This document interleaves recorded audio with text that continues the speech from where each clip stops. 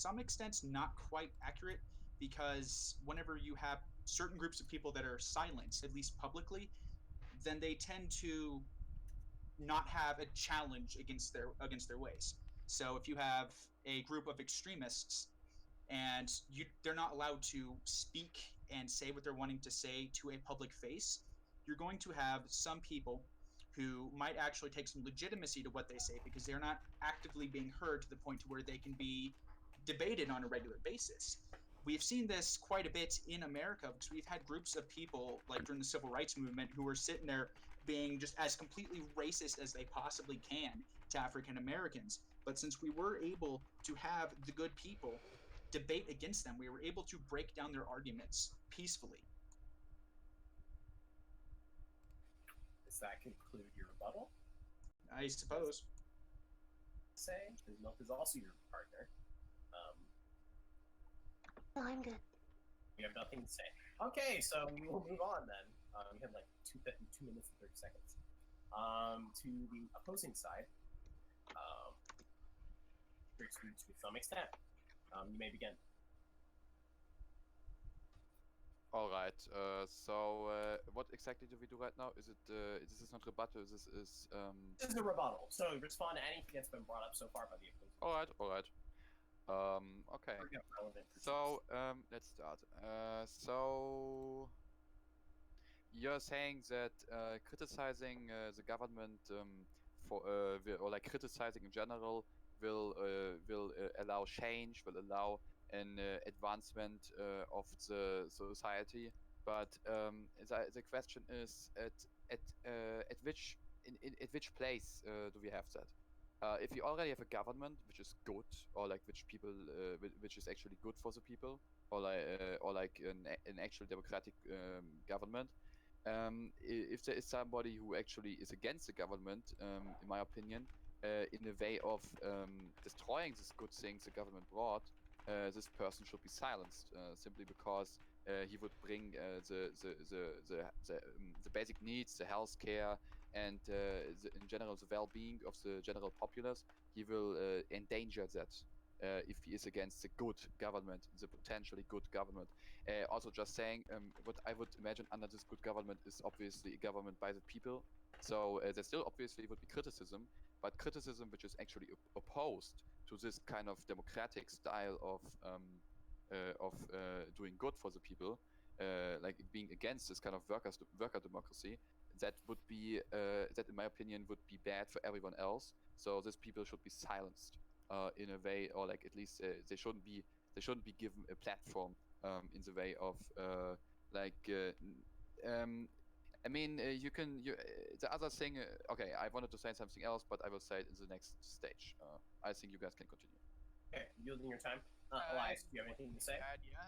Just in response to the bit of like the civil rights era that was referenced by Daniel, I think the idea that like we somehow got to where we are and that we abolished segregation solely through peaceful means is just kind of an ignorance on history. There were multiple militant movements, especially like Black nationalist movements within the United States, that were instrumental in actually achieving the reforms that were granted. So like, don't pretend that like this was like the results of just the First Amendment or something, because these people had been held down for like most of their existence.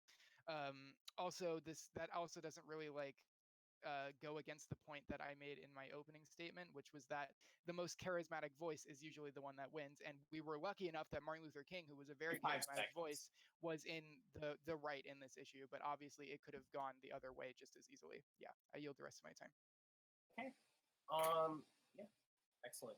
We'll move on to the rebuttal from the free speech side. I got it. So that was a slight strawman on your part, I do believe. It was a mostly peaceful thing during the civil rights movement compared to many other major uprisings in other countries. But I digress. So the point I'm going to bring up here is the fact that societal morals do tend to change over time.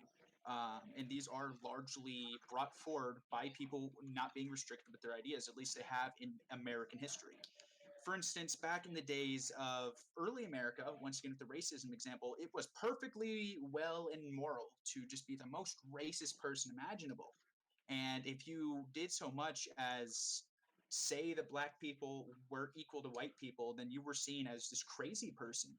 But eventually, that voice was able to overtake, and it is now the general conclusion to this day that black people and white people should be treated with the same rights, and they largely are because those ideas were allowed to be shared.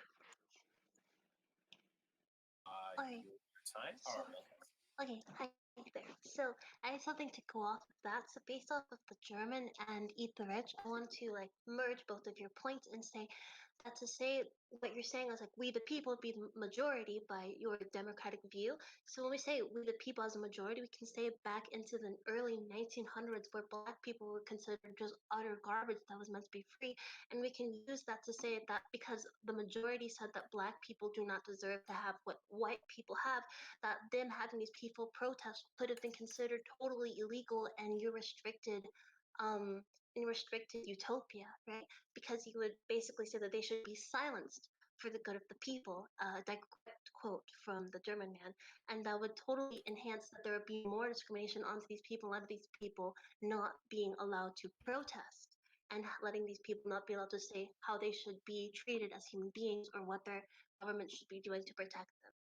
Right, so I yield the time. You got 1 minute and 30 seconds, but yes. Okay. We will move on to the second round of rebuttals. Or, I'm sorry, we're already on the second round of rebuttals. Rebuttal from the regulate restrict speech to an extent. Yeah, so my response is solely to Milk for this one. So the idea that it's like you have it backwards. So like the idea that freedom of speech is what, or freedom of ideals is what could have brought us out earlier of like the racist time period in the United States and Europe is it's not correct. Like the fact is that many of the myths that were perpetuated about blacks in the United States and elsewhere were just like total garbage science, right? Like you had the whole like phrenology thing where like their skull shape proved somehow that they were inferior. All of these things were propagated through people who were given a platform in the first place. All of these myths were made like popular within society, and they like exacerbated the problem of slavery and racism within the United States for like who knows how many years, right? And so while you could say the blacks should have had freedom to like respond and organize, I would 100% agree with that. But I would also say that the phrenologists and the racists and the like primitive Nazis should not have had a right to propagate their myths about like other races and to claim superiority with absolutely no empiricism whatsoever. Yeah, that's my only response. So I yield my time. All right. Free speech, or like absolute free speech, also allows opinions, Elias already stated.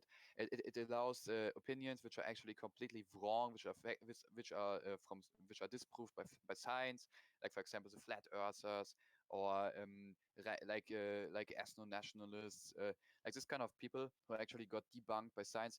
It isn't about science. It is simply about who has more power to advocate for his position. And this is the problem with absolute free speech, because we don't live in a society which has equal freedoms. And as long as we don't live in a society where everyone has similar chances to have his voice heard, the idea of total free speech is actually doesn't work. It actually does not work, because simply put, the ideas which would actually endanger everyone else, for example, can actually be everywhere else, can actually be ingrained into society. For example, the idea that some women who actually now who actually knew like medicine to some degree, that these people would be witch doctors, apparently in the eyes of the Catholic Church, and because the price made the people believe that, because they had the power. These people who actually knew medicine were burned as witches. But in reality, they maybe, for example, could have even stopped the plague. Okay, what? Sorry. 2 seconds. Apologies. Actually, points based by science, it doesn't matter, because people will believe what people say, who are important to them. For example, the newspaper they read every day, or what their parents say. So free speech doesn't exist. Seconds. It simply doesn't exist. Okay, with your time. And a third rebuttal from the free speech side. You may begin. So I feel like your rebuttal about saying how free speech doesn't exist proves that why we would need free speech, because you have the Catholic Church, for instance, even though they were kind of an informal sort of influence over most of Europe, did for the most part have a big cultural shaming on things that weren't in line with church doctrine. So if the crackdown was as severe as it was and wouldn't have been at least not as enforced during the Renaissance, we may not have seen things come up such as some of the concepts of modern medicine, or whenever it comes to the Industrial Revolution. I guess that one is a little bit ahead, but the point being that this free speech has actually allowed science to come out and rebuttal the old ways of religion and actually bring up scientific truth properly. And if it wasn't for that, we would all be stuck back in the days of the Dark Ages, more or less. Hey, do you have Okay. thoughts? So, hi there. So, I want to go off of the German guy's point. Basically, his quote was, "Who has more power dictates free speech," right? So, we can bring back Germany, right? Nazi Germany. So, the majority of what the government and the people were brainwashed into thinking is Jewish people are bad, gay people are bad. What is not considered Aryan or normal to a religious context is created evil, right? So what you could say with that is because of that, it should have been right even to now to say that this is okay to have the free speech to want to not have these people in your country or to not have these people as real human beings in society, right? Because with your quotation, you would basically say that the majority is correct no matter what. So you could also bring it up with civil rights, right? You could basically say the majority were racist, black people fighting for rights, gays fighting for rights should have been illegal, right? So even if by your moral compass that's totally incorrect, by your standpoint and your quotation, that would have totally been unreasonable to give these people rights if the majority did not believe in so, right? So, yeah. Okay, a minute and 16 seconds. All right. So Oh, no. Minute and 16 seconds for the free speech side. They still have time. They're not done.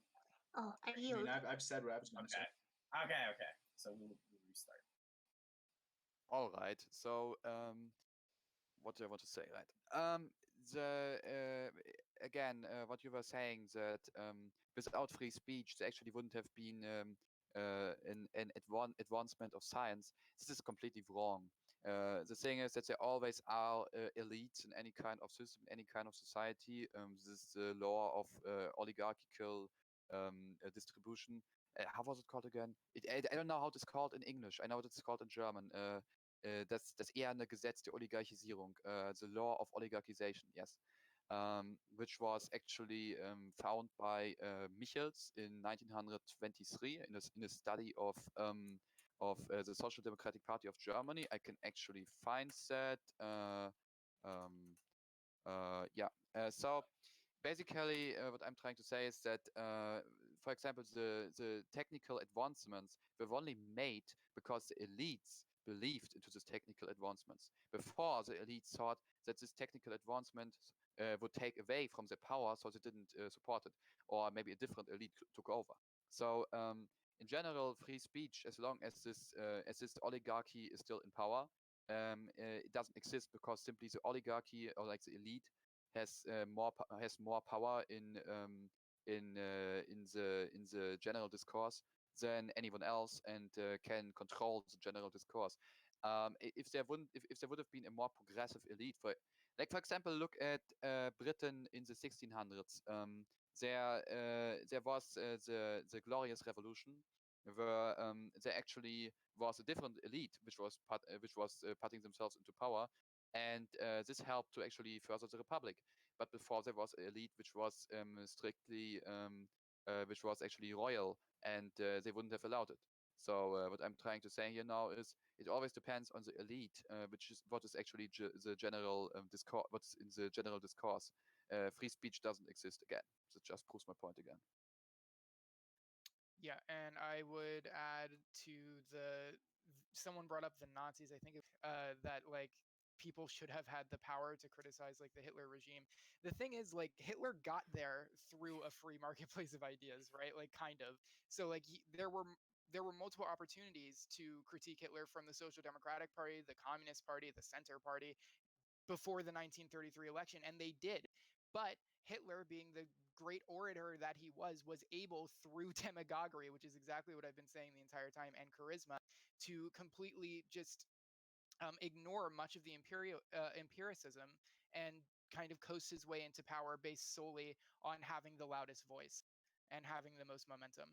So it's, if anything, a clear example of a failure of free speech that you're trying to use as evidence. Yeah, I yield the rest of my time. Excellent. And Daniel, just responds to you, I think he was referring to the rise of Hitler, not during Hitler's regime. But anyway, go to our fourth rebuttal from the free speech side. You may begin. All right. So as far as free speech getting Hitler put to power, yeah, that totally did happen. But with the facts that that was kind of a case of free speech leading to a destruction of free speech. So that was a bit of a not so unique situation, I suppose. But if free speech would have been allowed underneath the Third Reich, it's something where Hitler really would not have been in power for too much longer, because speech and political opposition against the Nazi Party was pretty much entirely punished. And this happens pretty much in every single authoritarian regime where the elites consolidate power by silencing the majority.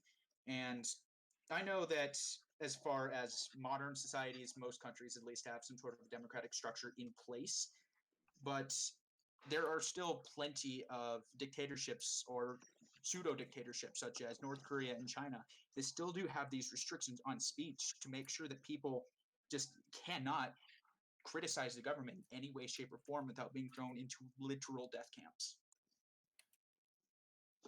Right, so I'm going to work off of that and use the Stalin regime, right? So basically, he had death camps, or what you would consider the gulags. So think about this. So with a freedom of speech, that would not have been able to happen, right? Because with a government tyrannical regime such as Stalin, he killed 21 million people, most of which were protesting their ideas. But because they were protesting their ideas, had went into their own deaths. So with freedom of speech created by the government, those deaths probably would have never ever happened, right? Because it would have been considered illegal, it would have been figured out of, and then he would have been killed off basis of like killed off the basis of that's not what you're supposed to be able to do, right? Because genocide is considered wrong by oh Jesus Christ. So it's wrong by the UN, and so basically when you do things like that, you have to realize that my grandmother was yelling. So when you do things like that, you have to understand that with that, you have to allow people to be able to speak their ideals without being discriminated against or oppressed because of those ideals, right? So I have to go downstairs. I yield the floor. Are you using your okay? Just for everyone's edification, I mean, gulags were work camps or labor camps. They were death camps, and whoever says that they were death camps is completely not doesn't have knowledge about what actually happened. Also, just saying, it actually it was the freedom, it was the marketplace of ideas actually who brought this idea up of this re-education camps with Lenin. If Lenin wouldn't have allowed criticism in the party, there wouldn't have been any labor camps, and instead the revolution would have failed. Okay, yeah, continue. Okay, well, I mean, we're kind of in an awkward phase. Daniel, are you done? Like, I mean, Milk did yield this time, so. Oh, did the other guy? No, he's still here. Oh, No, okay. no. I mean, yeah, I yield Milk's, my time so they can go. Okay. The Yeah, milk you one. guys can go. Does it matter that Milk is AFK? Do we care? Not really. I mean, Okay, let's- Let's. Yeah, so the gulags weren't death camps, but whatever, that's not the topic. So in response to Daniel's point in the last rebuttal, you literally just repeated my opening statement, essentially, where you said that the free speech, or the sort of free speech that led to the rise of Adolf Hitler and the Nazis, it like led to the destruction of free speech, and you're against it. Great, so am I, and that's the point that I'm making. Those people like that, people who aim to abolish the freedoms that you're so enjoying right now, right? people like that are the people that I'm saying that we should regulate. Because if you had regulated people like the Nazi Party in the first place, there is a very high chance, or at the very least a greater chance, that they wouldn't have gotten to the point where all other parties were banned, where the Holocaust happened, etc. So that's exactly what I was saying since the beginning. We don't want people who want to destroy free speech to have freedom of speech. That's the point. Yeah, that's all I had to say. Anything from your order? Maybe okay, what was brought up again? Yeah, that's the Soviet Union. We said, yeah, I remember. Actually, in the party during 1917, if I want to attack this Strawman, they actually were like, there actually was free speech in the like there was a council of different left-wing parties, the Mensheviks, the Socialist Revolutionaries, the Bolsheviks, and there was a real marketplace of ideas. Lenin actually tried to protect this in the idea of he actually didn't allow everything, didn't allow counter-revolutionary measures, obviously, because this would have brought back the Tsar, which was obviously worse than the Bolsheviks. But he actually allowed any kind of socialist to actually talk freely. It was only after the socialists tried to kill him and tried to kill people of the Bolsheviks that he decided to cut free speech. So basically, just saying, free speech actually was kind of existing as the start of the Soviet Union, and actually later on again too. We have 1 minute and 10 seconds. Yeah, so once again, I'm still trying to. You guys are still kind of. Oh, sorry. I'm sorry, I wasn't very clear.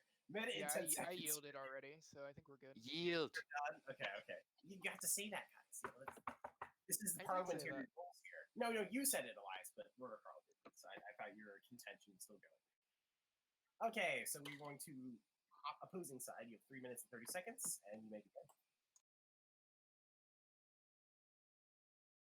Hello. Okay, were you able to hear me? Sorry. Yeah. Yeah, Discord lost focus. Anyways, I feel like we've been arguing in circles just a little bit here, so I'm gonna try and shift topics just a tiny bit here, and kind of bring up the implications of free speech in modern day. So, for instance, we have, even though there were some new rules implemented, this server we're on actually has pretty lax speech laws, and it does allow overall ideas to be brought to surface and to be rebutted. Fuck. We have people such as Fishy bringing up ideas that very few of us agree with, but we're able to let him speak and debate his ideas, so that way his ideas slowly become more and more discredited, even though they weren't credited very well in the first place. And it's kind of that way with society overall, to where whenever both sides can speak, both sides are able to freely debate each other, and people can find an ideology that they agree with. And most of the time, I feel like that ideology, once again, modern society, leads towards a progress of society. Right. Okay, does this conclude your rebuttal? Yes. I know it's a little bit of word spaghetti here. Yeah, well, that's fine. I mean, it's just abrupt. Okay, we will move on. To the penultimate rebuttal from the regulation of speech category. Well, to an extent. Oh, okay. This is the ultimate. Yeah, in the other, my comrade, he's not there right now, so I'm just gonna start. Yeah, what you were trying to say is that with free speech, the stupid opinions get attacked by everyone else. The problem is that even if they get attacked, the stupid opinions are still out there. So what I would rather want to do is, I'm not against stupid opinions in general, because otherwise you could like throw 3 years into the gulag. I mean, that wouldn't be really the idea. But what I think is that simply there are some opinions out there which just endanger big parts of society. For example, extremely racist opinions. Sorry, Fishy. Actually, not sorry. I'm not sorry. Why should I be sorry about that? Yeah. So like opinions which put people into danger shouldn't be allowed to be. Instead, they should be discussed at all, and at least in environments which can be controlled by the majority, they should be looked down upon and even be punished. For example, if I say that black people are inferior to white people, and you say this in the school, you should probably be punished severely because it's the education system. Like again, in the education system, I actually believe that it's okay to have free speech, but in a controlled manner, like absolute free speech. I mean, so basically to like. If a kid says something to the teacher and it's completely stupid, it's okay because the teacher can use it as a bad example, for example. Like as long as there is guidance by people who actually know what they're talking about, it's okay to have absolute free speech. As long as there is somebody who says, "Yo, dude, you're completely wrong," or like that's bullshit because. Then you can have free speech, but in the different in uncontrolled environments, I believe it's very dangerous actually. Minute and 20 seconds. Yeah. So I'm gonna go back to the idea. Like, I think we brought up like a very anecdotal example of like some guy in the server. I don't know you people, but I'm assuming they're like a Nazi or something. And it's Ethno-nationalist. okay, great. Ethno-nationalist. Yeah. Only a So Nazi. the idea that us spending time to debate down ethno-nationalism again, like again as in again in human history, is a good thing is just completely asinine to me. Like you have to view time as a finite quantity that each human has, and that all the time that each human has is just like an aggregate, right? And all of it's limited. And so if you want to progress as much as possible, you should be using that time as efficiently as you can. And I don't think it's very efficient to be debating ideas that have been dead for like a century. Yeah, that's the only thing that I would say to that. Just for everyone's edification, once again, apparently evidence shows that fishy is a nuts bull. So national Bolshevik, but like an ethno-nationalist at the same time. I have no idea. Fishy. This is pretty common. Like nuts balls and ethno-nationalists are pretty common. Okay. Well, interesting. Okay, we will move on to the last rebuttal before our closing sentiments from both sides. So, free speech, give your last rebuttal. All right, so kind of, I know that I was trying to kind of move away, but I did think of a good point back from the whole Nazi Germany sort of thing. So there was very little freedom of speech underneath the First Reich of Germany, just as in like any other monarchy. It's probably better than the Nazi Party, but I digress. So you had these people who had their ideas where they couldn't really speak freely about them, brought into a situation where there was a free marketplace of ideas. And so these people started hearing these opinions they'd never heard before. They'd never heard any debates or points against them. So they naturally got turned towards these illogical arguments of the Nazi Party. And in reality, if free speech would have existed that entire time, then I personally think that we would have seen a much tamer transition through Germany's through the 30s and 40s in Germany, as these ideas that Hitler was spewing would have had a chance to get logicked against, I guess is the best way to put it. Okay. Anything? Moke's back. Go and speak. Oh yeah. Okay, so what the German guy said was talking about basically threats, right? Threats should not be allowed. So the way that the government in America at least distributes the threats would be imminent action, right? So after protesting and having a protest that seems a lot more legitimate of threats, it is considered illegal, right? Because it's imminent action. It's when you threaten and then people can realize you have a plan to go against that threatening, right?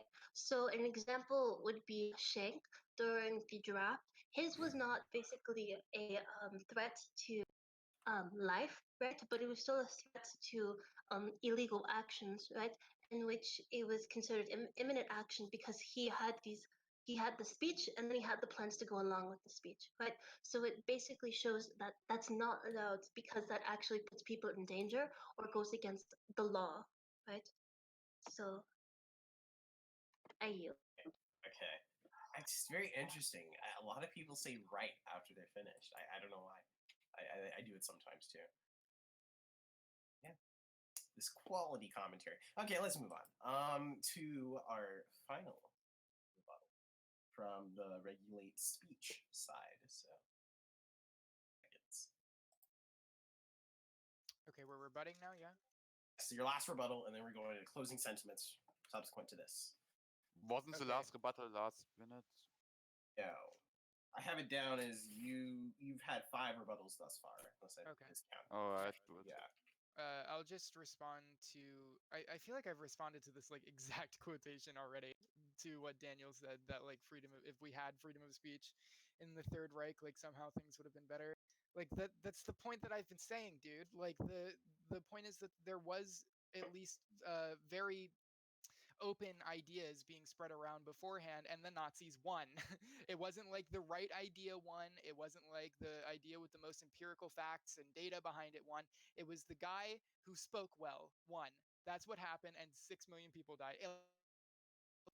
Plus the casualties of World War II, right? So like the idea that like freedom of speech could have saved us all is just complete horseshit. Like I don't understand what you're even arguing. He got rid of freedom of speech, but he got there because of freedom of speech. That's what you have to keep in mind. Carl? Yeah. Anything? You don't have to speak. Yeah, I have something. So what I noticed is that what you don't understand is that to actually have free speech, you need to regulate speech. Because if somebody or if somebody's opinion is basically to don't have free speech, and you allow them to pursue this opinion, you will not have free speech anymore. So you actually need to regulate speech to have free speech. It sounds retarded. Yeah, I know, but this is actually the case. Okay. Well, we'll move into our closing sentiments from both parties. Free speech side, you have 3 minutes. Actually, no, I'm shortening it to 2 minutes and 30 seconds because I actually want to have more time for questioning from the judge, and then we'll have general questions from everyone. So yeah, you'll have 2 minutes, 30 seconds for closing sentiments, both parties. Can start. Okay. One slight rebuttal. That last one, I was talking about how free speech in the First Reich could have prevented the Third Reich from even rising, or from the Second Reich could have prevented the Third Reich from rising in the first place. But anyways, as far as my closing statement goes, overall, I do believe that freedom of speech does allow people to actually rule themselves instead of being ruled over by authoritarian leaders. And we barely scratch the surface on arguments on both sides, because as far as there are cases such as the issue with Count Dankula, where he got fined over a offensive joke. There's the idea of copyright law and patent laws potentially needing some deregulation to them, but those are debates for another time. But generally speaking, once again, I do is only possible whenever the people are allowed to freely share their ideas. Okay. We move into the final closing sentiment from our regulate speech side. 2 minutes, 30 seconds.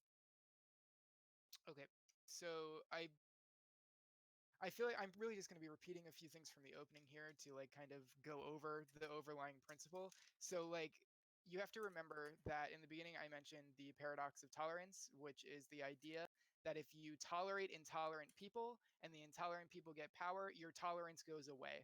And so what we're doing here, ironically, is actually defending freedom of speech, and we're defending the freedoms of the majority of people, the vast majority of people, at the expense of people who want to take away those freedoms, right? And the perfect example, which like the other side has been using as evidence, is Nazi Germany. Nazi Germany is the like epitome of what I'm talking about. We got to a place of like total totalitarianism, right? So like you just have to keep in mind that all of the examples that the other side has used have been totally in violation of what we've been saying. It's been a total straw man all along. Like we aren't like advocating for fining people for like a dog doing a Nazi salute or whatever that was alluding to. We're advocating to actually protect the rights that we have now. We want to create a defensive force against them. Yeah, I yield my time. Excellent. I don't know if Carl has. Yeah. Oh yeah, Carl, do you have anything? I Okay. think I'm just too incoherent right now, and I should probably just go to sleep. But yeah, continue. Well, we're nearing completion. Now we're in the questioning phase. I'm going to give a few questions for each side, probably 2 or 3, depending on time. It looks like we are slightly ahead of schedule, and then we have audience questions, and then we'll have a post-mortem of this debate, kind of discussion, the sequence of events. Okay, for this free speech side, I have a question. So, how do you stand on the issue of platforming? Do we platform individuals who spew incendiary or hateful rhetoric, or what are the stipulations in regards to platforming individuals in general?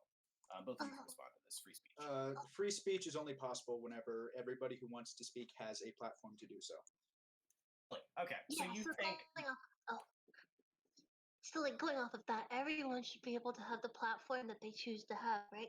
Because it's not for the government or quote unquote the people to choose whether or not these people cannot have a platform, right? So it just shows that every single human being should be able to have a platform morally, right, and governmentally.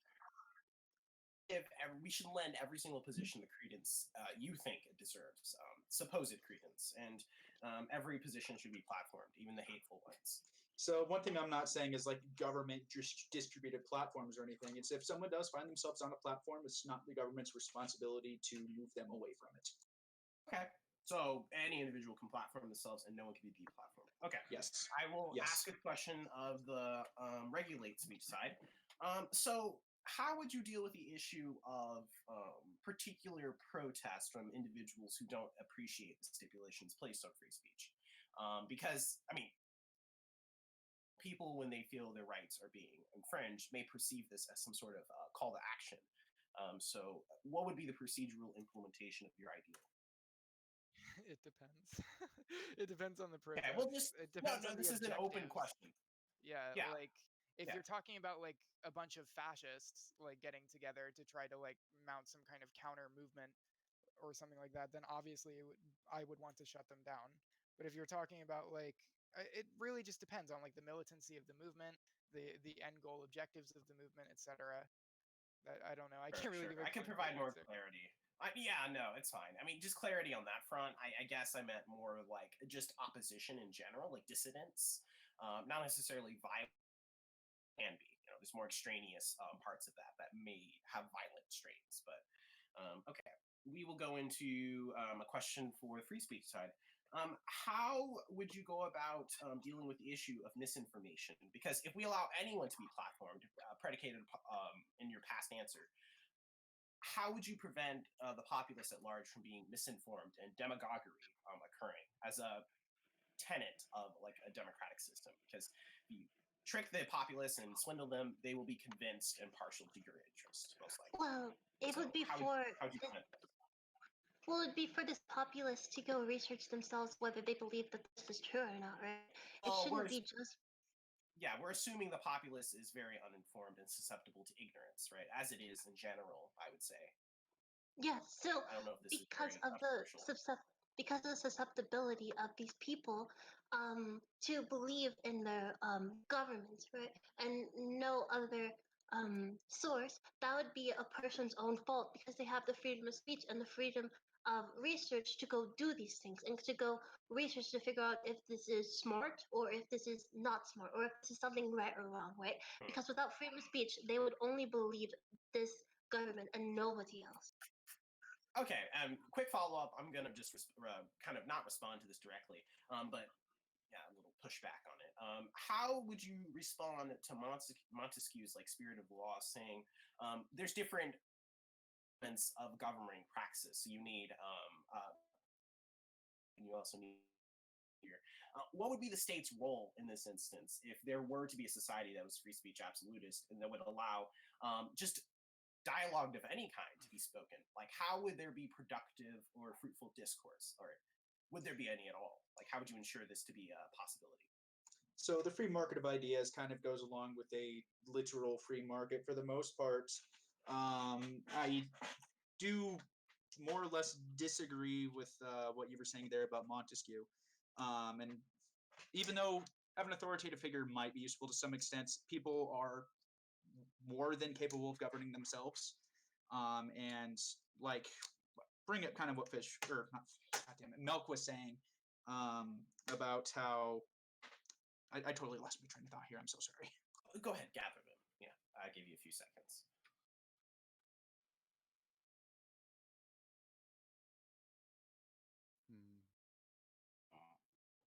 gather them? No, feel free to jump in. I'll just move on to the Sorry about regulation that. side. Unless Milk has something to say.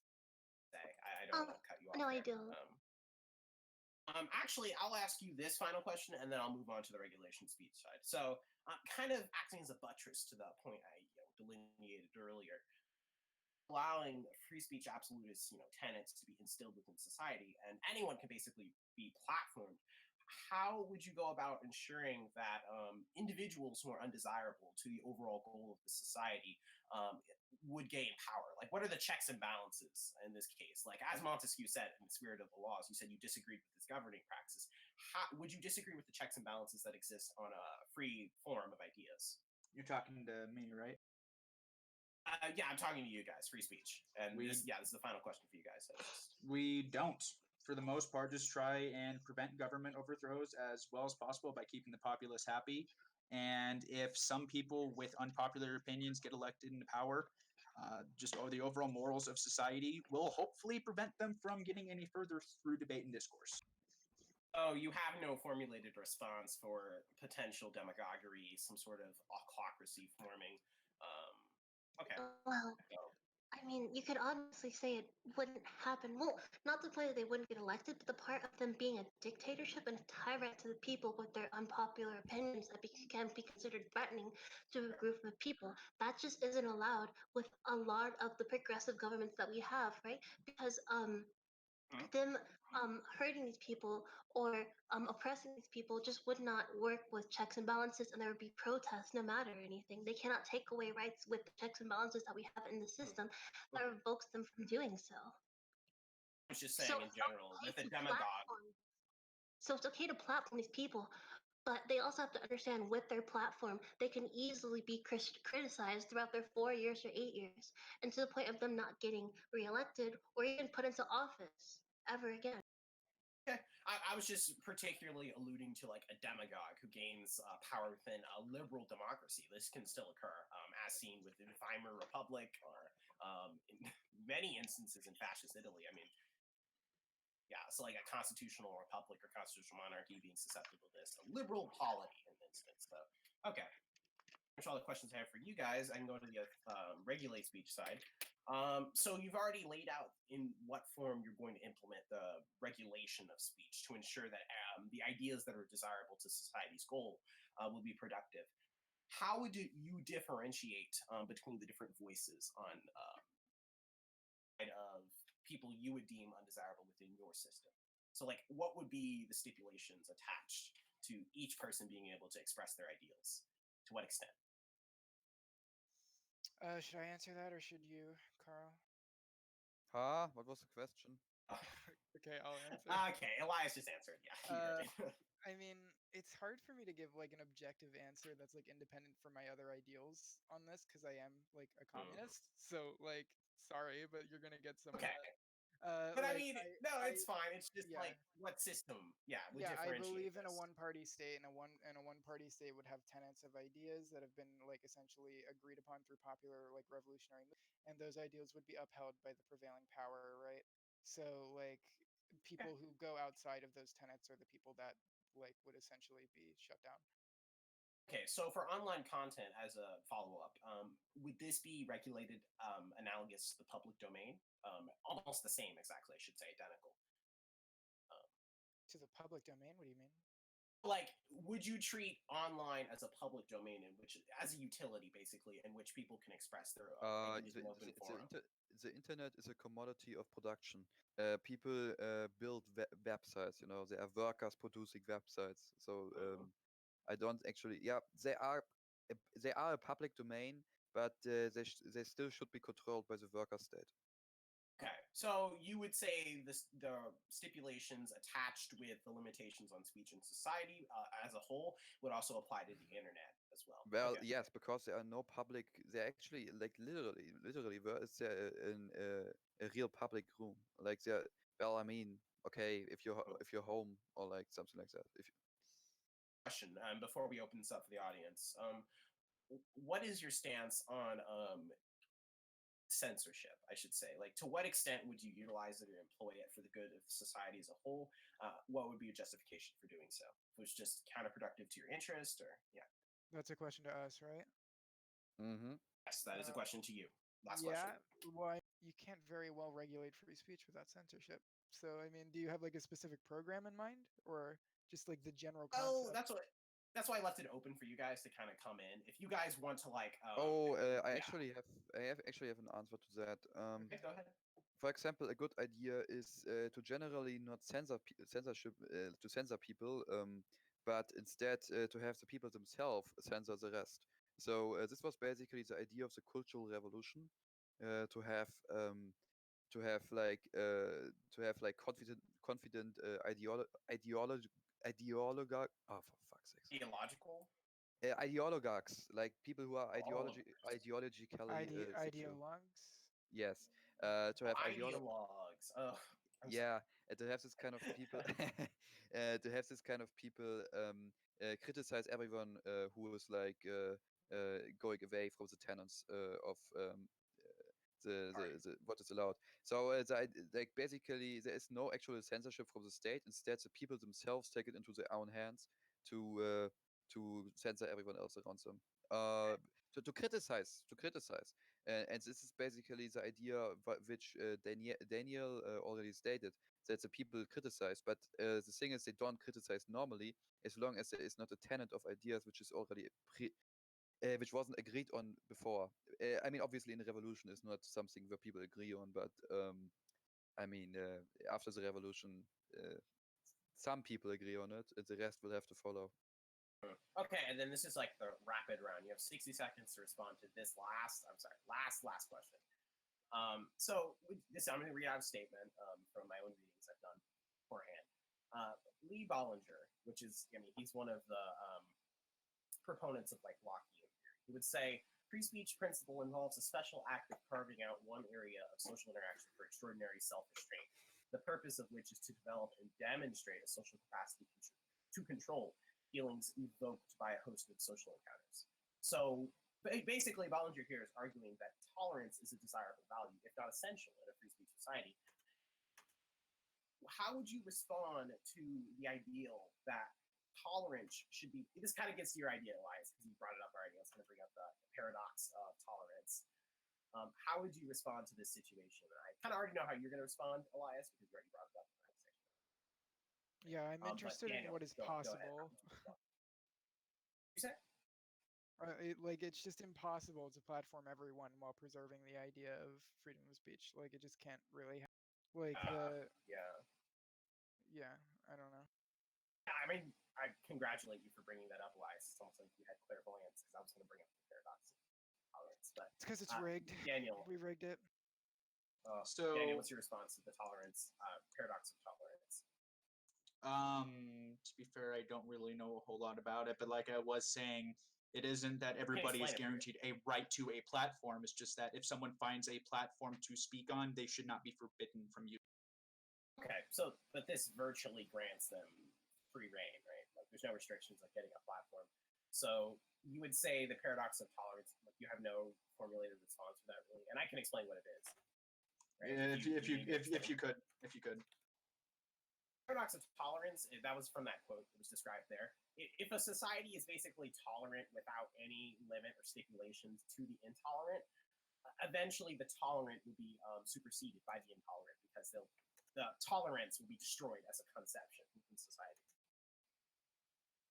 Well, unfortunately, there'll probably always be intolerant people, and their ideas will be debated as such, and hopefully. Yeah, and this comes from the philosophy of if anyone was interested. But yes. I'm gonna go deliberate on the winner and yeah, talk amongst yourselves. Actually, I'll unmute everyone. Sorry. Cordial. We have moderators in here, so fine.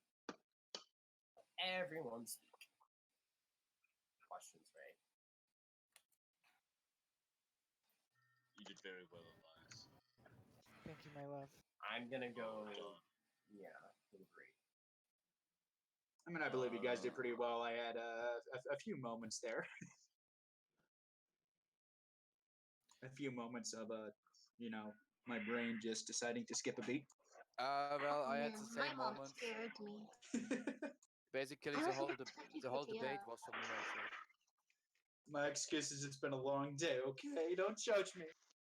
Yeah, Milk, well, did you talk German to impress the other German? no, he doesn't know German. He's a liar. Probably. No, not probably. He's just lying. Why is your accent like that? Because your grandmother is Polish? Yeah, my grandmother is Polish, but I'm only like Is one. that why your accent is like that? That's what I'm asking. I'm only 1/8 Polish. This doesn't mean I should be thrown into the I think concentration camp. Well, your Okay? accent shouldn't be like that if you're a Northern German. That's just what I'm trying to say. you My- guys seem to do have you done even go like outside? good. Do you even leave your house, Milk? I have to say for the free speech side, I think you might have. I'm not sure. Your argument is mainly more about, I guess, logic and rhetoric, but I don't think it's as strong because it would have. I do believe like you need to have at least some evidence or source for maybe to help like further strengthen your logic and reasoning, because logic and reasoning by itself is no good against an argument with logic, reasoning, and evidence. Okay, so we're gonna have 1, 2, 4, 5 categories.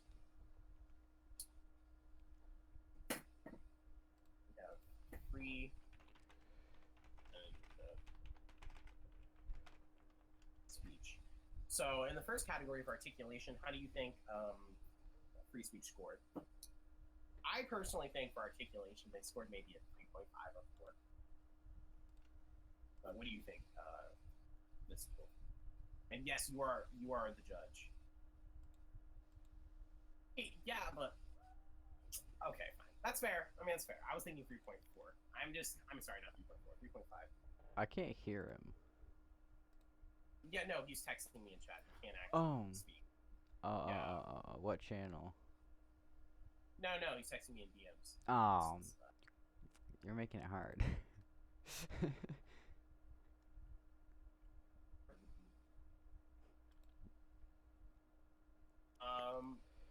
Okay, so you think I actually agree with that. I think articulation for the free speech side is maybe a 2, 5, or 3. A 5 for articulation. I'll give him a 3, actually. 3. Yeah. I was gonna say well, not even anti-speech. They weren't anti-speech. They were regulated speech. I give him a 4. 3.5 or 4. Now, is this out of 100? No. Oh no, the rubric. Yeah, because did you read the rubric? Like, No, I didn't read the rubric. I haven't read the has rubric access yet. to it. Yeah, go to formal debate rules. It's right there. Formal debate rule, the rubric. Okay, gotcha. Made the rubric. This is what I'm judging everyone off of. Got it. Um, I gotta get the audio level organization and set. presentation of Is my audio? I think the audio levels are good. organization and presentation of argument. What do you think, Dexter, for both teams? And yes, Dexter, you are a judge. Okay, you've been granted judge status. I trust you.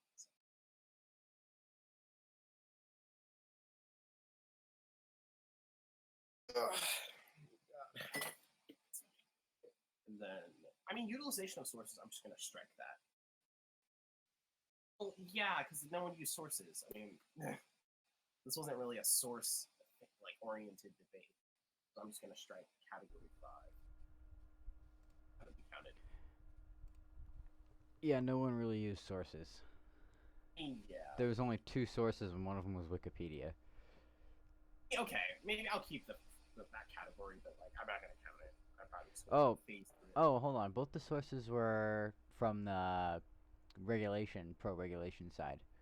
Oh, well, then okay. I didn't even know sources were used. They get obviously more points. For that. No, there were only 2 sources. One of them was, it was a document, The Open Society and Its Enemies, The Spell of Plato, Volume 1, First Edition. Yeah. By K.R. Popper. Decorum, they were both rating well, to be honest. I'll give them a 5 for Decorum, to be honest.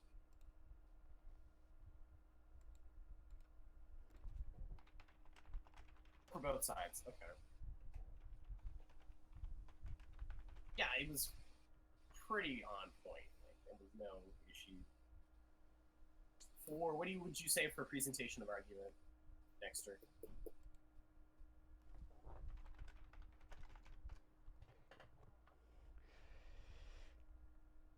Really? Huh. Interesting. That did occur quite a bit. Okay. And then for 4, and utilization of sources, I'll go with your recommendation, Dexter. The 3.5.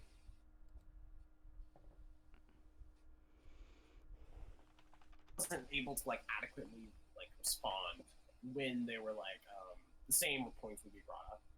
So you probably should have utilized a bit of logic to kind of dismiss an appeal, at least at most, I would say.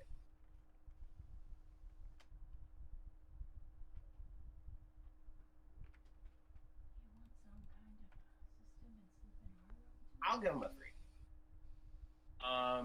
Okay, so we're pretty much done. Utilization of logic, what would you say? It's the last one we didn't fill in.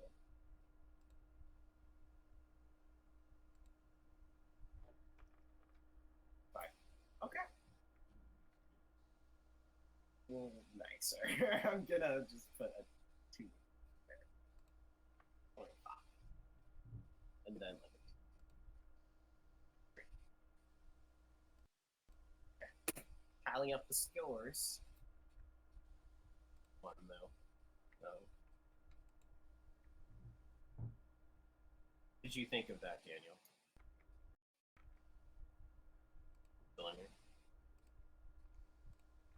What? I'm back. What did you think of that engagement? What do you mean engagement? I still haven't even looked at the rubric. Oh. Well, I mean, just like, what do you think of the debate as an event? Right? Like, how well was it? Did it go? Went well, definitely. Good points were made on both sides. Had a full house as well. That's pretty great. Oh, I think we broke record. Yeah, there was 24 people in VC if you counted the ones in the general categories as well. That's good. Like, this is a successful event to do. We'll have one next week. Okay. Well, I'm gonna go deliver the bad news. They're gonna. But still, we're gonna go deliver.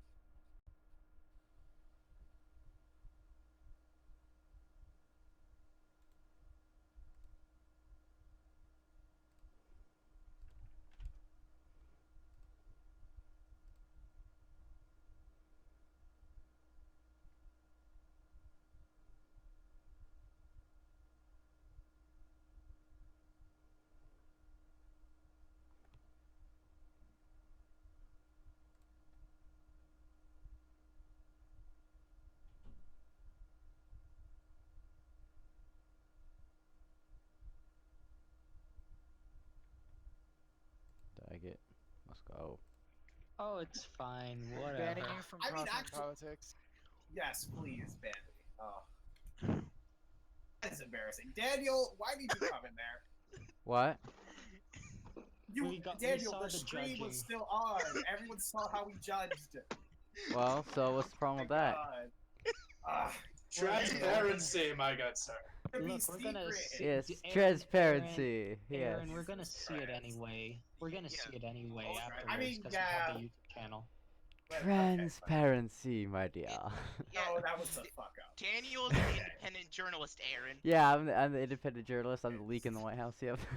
Okay, you shouldn't have even been in Judge's Corner. Only judge members are allowed. No, did you not know that We've done this every single debate. Daniel will ban you He's a whistleblower. from the debate and Okay. everything. I'm gonna deliver the results. Okay.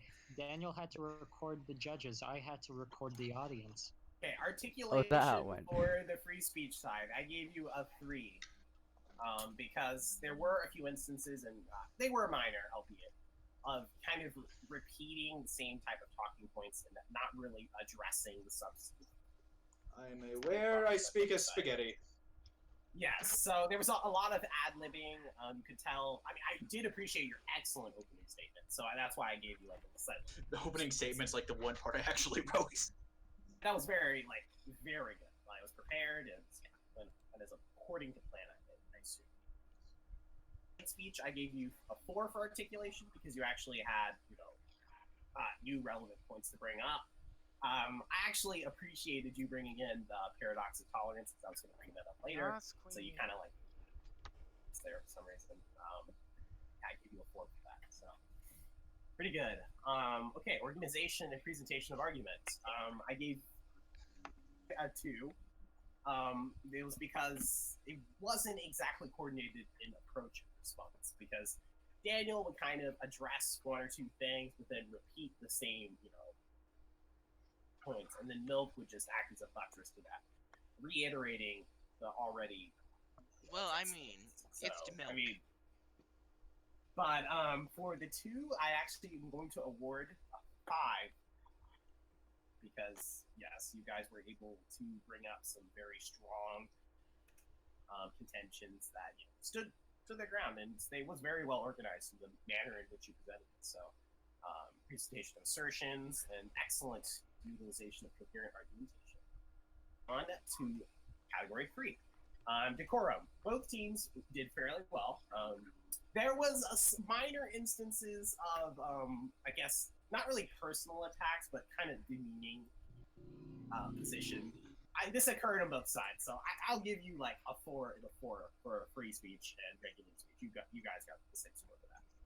Stop censoring me. Yeah, and utilization of logic.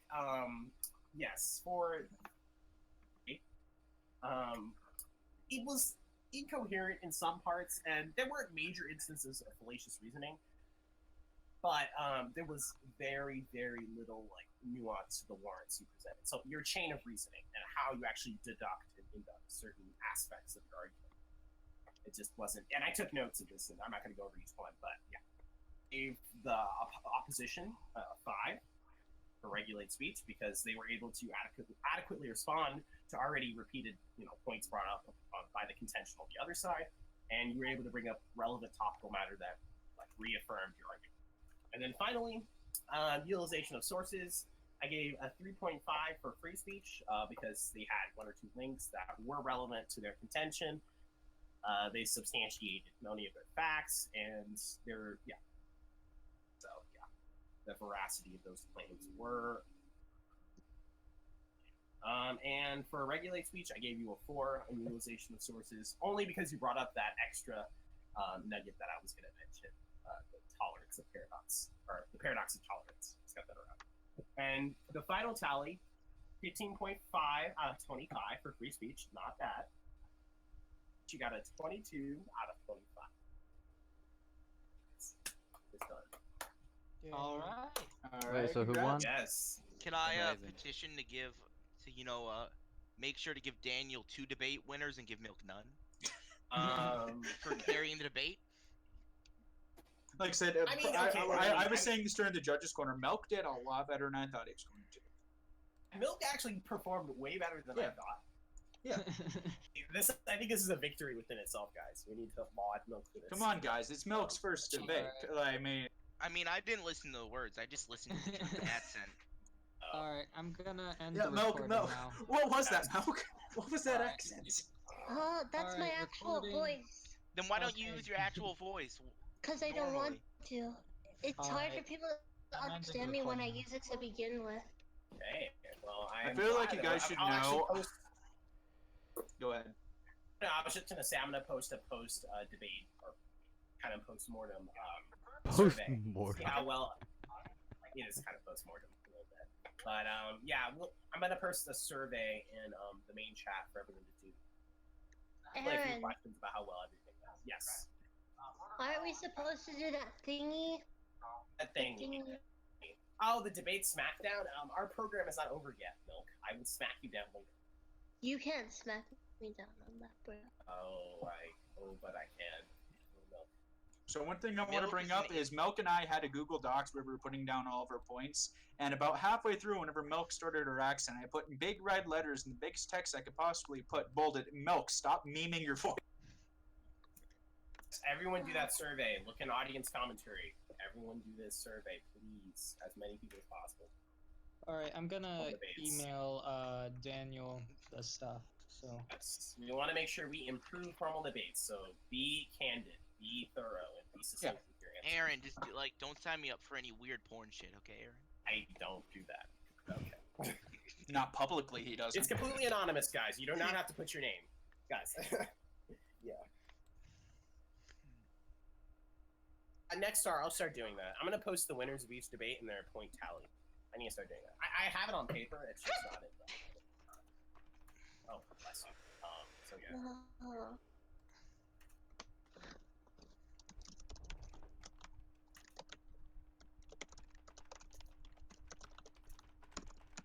Any audience questions? You feel free to ask them now. So it's not necessarily a question for the audience or whatever, but it's like just kind of Question for me, suggestion that's for Aaron, yeah. So one thing I think might be a little cool to try, and I'm gonna put this in my submission form thing, is maybe for the debates, have people finish their rebuttal with a question for the other side. Finish their rebuttal with a question. What's the purpose of this? Just to kind of help make sure that everything stays a bit structured better, and maybe people won't lose their train of thought in the middle of a debate. I mean, I would agree. It's a little too freeform. Yeah. Okay. Like, maybe, like, having specific questions during the debate that both sides respond to. Okay. Yeah, no, I actually introduced that this time. Yeah, like how they did, like, just do it more like, actually, they do in, like, you know, the presidential ones. Yeah, Sure, yeah, and ask questions. Yeah, that's Sir Esteban, were you here the entire time? Yes, I was here a lot of it, but... Oh, yeah, because I got to the part where I asked questions. Yes, I was there, but I thought it should be even less freeform. Okay. I will note that. Please put Alright, it in your guys, post-debate it survey. was nice talking to everyone. I think I'm gonna go to sleep now. Good night. Thank you for Night. participating. Yes, good night. Wait, who won? Was the regulate speech side with I'm gonna go Elias AFK and for a bit. Protocol. Yes, see you, Okay. Elias. Thank you. I did have a question for Elias. the free speech side. all right, Go for Daniel, it. did you get the emails? Oh, I haven't checked the email yet. What's your question for the free speech side, Sakani? Yeah, so if we had somebody who was like directly calling for like violence group, would you be okay with censoring their speech? So limiting that their kind of speech? so that's a little bit of a different situation, because sometimes speeches literally are action. So, but something where you are having a direct threat of violence against someone else, I would say that's less of you speaking and more of an act. Okay. Well, I mean, I actually asked that question, and you said you didn't care who got platformed. So, if they have the ability to be platformed, then don't take them down, even if they espouse incendiary or hateful rhetoric. Well, there's a difference between hateful rhetoric and a direct threat of violence. Is I'm there, gonna though? talk to you guys in a little bit. Bye. Sure. So wait, but is there like, so if you're saying like, oh, like black people are lesser because they have lesser IQ or something like that, don't you think that's still harmful to black people? I mean, it's harmful, but it's not like it's not stating intent to actually go out and physically harm. Yeah, but you see that how that could like lead to being harmed or harmful towards black people, no? Well, I mean, if they go up to the point and they walk up on stage and they say, yeah, you know what me and my friends are gonna do? We're gonna go into Koreatown and shoot all the ethnic Koreans in the head, then that is something totally. Oh, Lord. Yeah. Well, I And think that's we're something that should gonna end the definitely be stream with illegal. that. Let's end the That's a stream with violent that threat. one. Yeah, that is a violent threat. That's the point where your speech is in action. Yeah, but you don't see how like saying like, oh, fucking all Koreans are disgusting evil people, like, and maybe we shouldn't kill them all, but you know, they're pretty Directly disgusting. lead They're or like less than incite human. Violence. Yeah.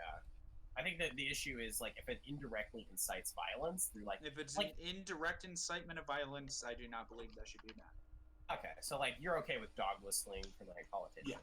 Yeah. Oh, Do I think it's a morally good thing to do? Nah. Do I think it should be legally allowed? Yeah. Interesting. Okay. So you separate your legal sense of praxis from your morality or ethics. As Very libertarians do.